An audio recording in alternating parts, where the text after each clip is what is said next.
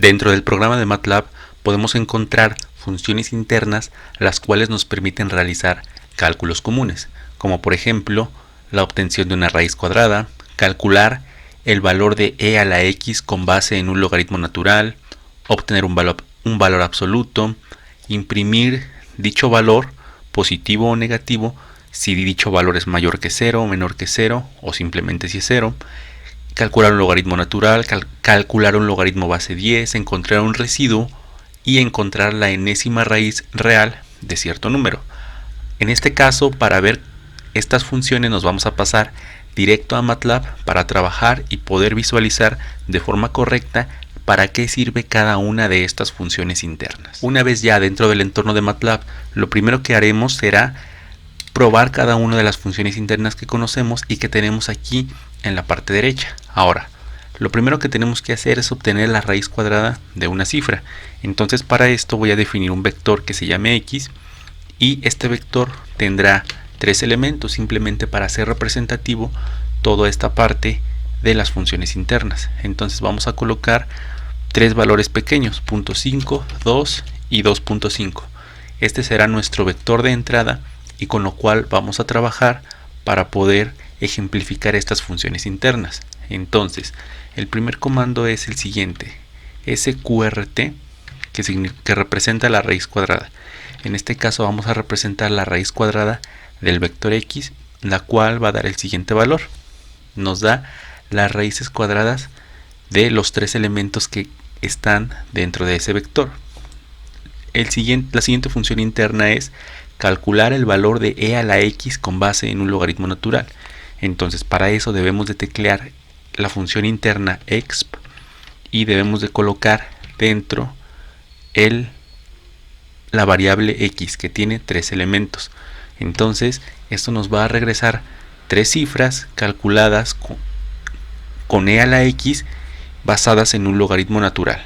Entonces, esa es la segunda función interna. Para la tercera función interna voy a cambiar un poco el vector. Entonces, para cambiarlo simplemente damos hacia arriba y vamos a colocar en este caso un signo menos porque necesitamos los valores absolutos. Entonces, para obtener valores absolutos nos conviene que exista, para ejemplificar, cifras negativas. Entonces, redefinimos el vector x y damos enter y tecleamos lo siguiente. En este caso voy a borrar pantalla para que la respuesta no quede tan abajo. Entonces, quiero los valores absolutos del vector x. Entonces, damos enter y nos regresa el vector x como lo teníamos originalmente, sin las cifras negativas. Ahora, para la siguiente función interna nos va a servir el mismo vector que hemos definido con valores negativos, debido a que vamos a utilizar la función sig, la cual imprime un valor de +1 si la cifra es mayor que 0, imprime 0 si el valor es 0 e imprime -1 si el valor es menor a 0. Entonces vamos a colocar sig del vector que tenemos definido como x, o la variable x de 3 elementos. Entonces damos enter y nos imprime los valores que tenemos. Nos imprimió aquí -1 porque el valor era -0.5, nos imprimió 1 porque el valor era de 2 y nos imprimió -1 porque el tercer valor era de -2.5. La siguiente función interna nos pide calcular el logaritmo natural de la entrada, que en este caso es x, con una base de e. Para la simplificación de este cálculo no vamos a utilizar el vector x, sino vamos a utilizar solamente una entrada escalar que será igual a 10 para facilitar el cálculo.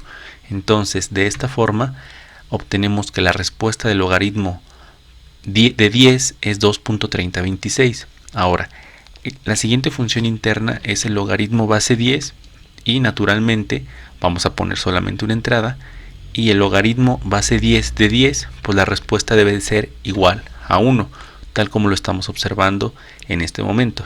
Ahora, la siguiente función interna se refiere al cálculo del residuo de 2 cifras. ¿Qué quiere decir esto? Nos arroja las unidades que sobran de la división exacta entre 2 números. Por ejemplo, vamos a calcular el residuo colocando el nombre de la función interna, y aquí vamos a colocar 25,4. ¿Qué quiere decir esto? Que va a calcular el residuo de la división de 25 entre 4.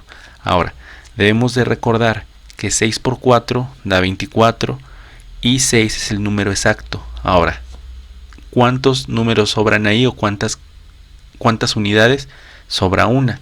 Entonces esta función interna nos va a calcular cuántas unidades tenemos de residuo y la respuesta será igual a 1. Ahora, por último tenemos la función que encuentra la enésima raíz real de alguna entrada. Entonces, para realizar este ejemplo de función tenemos lo siguiente. Debemos de colocar nth rot y debemos de colocar algún número o alguna cifra que conozcamos. Por ejemplo, sabemos que 3 al cubo es igual a 27. Entonces, si le quisiera calcular la raíz cúbica a 27, debo de realizar lo siguiente.